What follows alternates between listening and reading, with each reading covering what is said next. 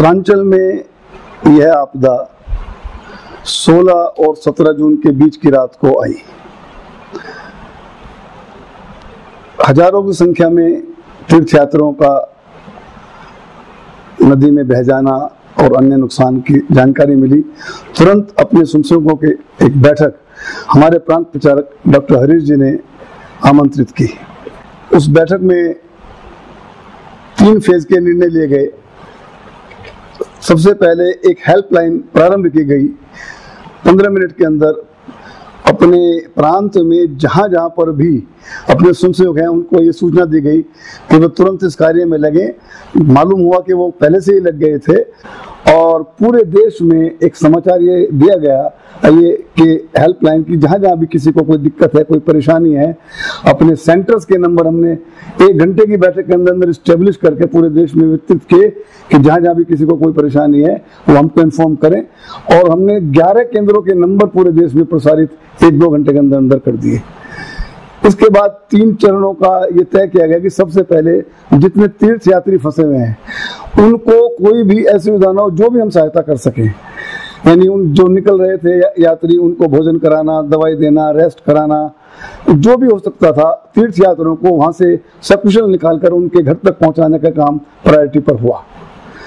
उसमें हमारे चाहे हेलीपैड पर स्वयंसेवकों ने जो बीमार महिलाएं, बच्चे, चूंकि 200 मीटर हेलीपैड से जो यात्री थे वो दूर थे, वहां पहुंचकर अपनी पीठ पर ढोया।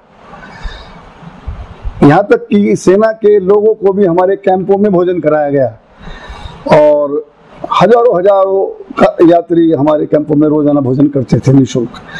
किसी भी प्रकार की धर्मशाला में कोई यात्री ठहरा, कोई अस्पताल में यात्री ठहरा, हम खोजते थे और वहीं जाकर उनको चाहे टिकट बनवाना हो, चाहे नकद देना हो, चाहे उनको खाद्य सामग्री देना हो, प्रत्येक प्रकार की सहायता उपलब्ध कराई।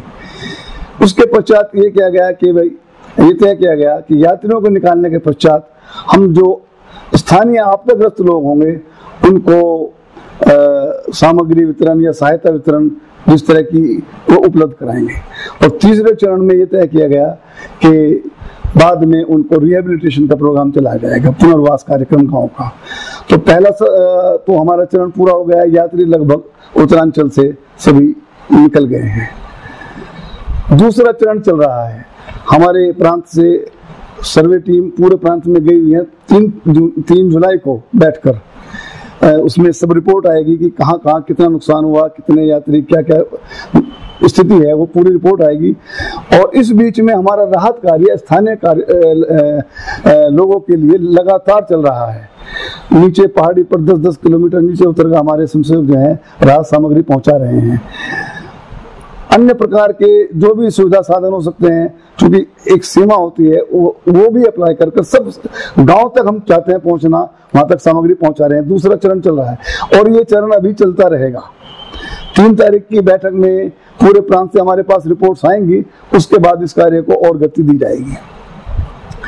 पुनर्वास का जहां तक प्रश्न है उसमें समय लगेगा, उसमें और दोबारा से सर्वे पूरे प्रांत का कराया जाएगा। कहाँ कितने हमारे 100 के करीब लगभग शिशु मंदिर अफेक्टेड हुए हैं। 20 शिशु मंदिर तो बिल्कुल बह गए हैं। कितने ही गांव की ये समाचार है कि पुरुष लोग इसमें त्रासदी का शिकार हो गए हैं, महिलाएं बची हैं, बच्चे उन सब का केंद्रीय मार्गदर्शन भी है कि वो जो बच्चे हैं उनका भी और महिलाओं का भी सबका जीवन यापन का कुछ न कुछ जो है उनका साधन योजना पूर्वक बनाया जाएगा। RSS तो लगातार आ रहे हैं, वो बहुत अच्छी व्यवस्था में सामग्री इत्यादि बांट रहे हैं। फिर हमारे गांव से 6 कैजुअलिटी हुई है।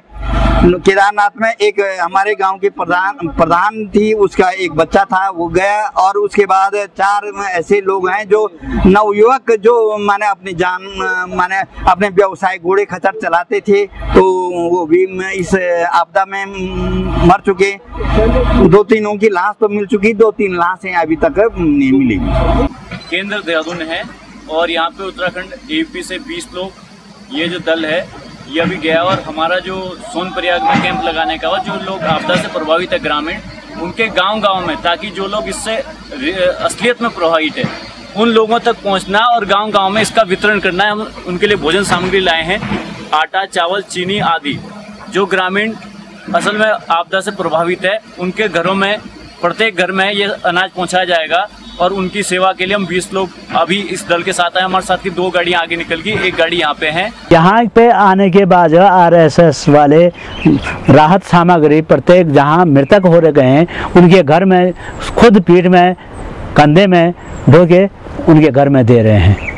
जहाँ पर रोड कनेक्टिविटी नहीं है वहाँ पे एक तो संघ परिवार द्वारा छोटे छोटे जो पुल रहते हैं वो बनाए जा रहे हैं, पगडंडियाँ बनाई जा रही हैं और वहाँ पे स्थानीय लोगों से संपर्क कर करके उनसे बात की जा रही है कि राहत सामग्री यहाँ पे उपलब्ध है। जैसे हम नारायणगढ़ी में है अभी, और माधव सेवा केंद्र यहाँ पे जहाँ से मैं बाइक दे रहा हूँ वहाँ स्थापित किया गया है। तो लोगों को पता चलता जा रहा है कि राहत सामग्री वहाँ पे मिल रही है, लोग आते जा रहे हैं, कलेक्ट करते जा रहे हैं। और जो लोग यहाँ आ नहीं पा रहे हैं, हम लोग स्वयं वहां तक जा रहे हैं। अगर बीच में नदियां पड़ रही हैं, सड़क पड़ रही है, तो हम लोगों को दुर्गम स्थानों से बुलवा के वहां से राहत सामग्री प्रदान कर रहे हैं। हमारे 2 स्वयंसेवक थे, ब्रिजमोहन बिश्ट और अपने योगेंद्र राणा जी, इन्होंने अपनी जान की परवाह न करते हुए रामबाड़ा, केदारनाथ और जंगलचट्टी में हेलीपैड बनाए।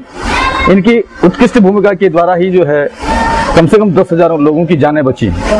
इसके ऑपरेशन में सबसे पहले हमको दिक्कत आई कि हम हेलीपैड कैसे बनाएं, कहाँ बनाएं। तो उन लोगों ने वहाँ पे नहीं, हमारे पास हथियार थे, लेकिन हाथों के द्वारा अन्य सहयोगी जो स्थानीय लोग वहाँ उनके सहयोग के द्वारा वहाँ पे कुछ हथियार एकत्रित कर दिए गए और हथियारों के द्वारा जो हमने हेलीपैड बनाया। और मैं ये जरूर कहना चाहता हूँ कि आर्मी ने अपना पूरा कर्तव्य निष्ठावान होकर के और कर्तव्य को निभाते हुए बहुत सारे लोगों की जानें बचाई।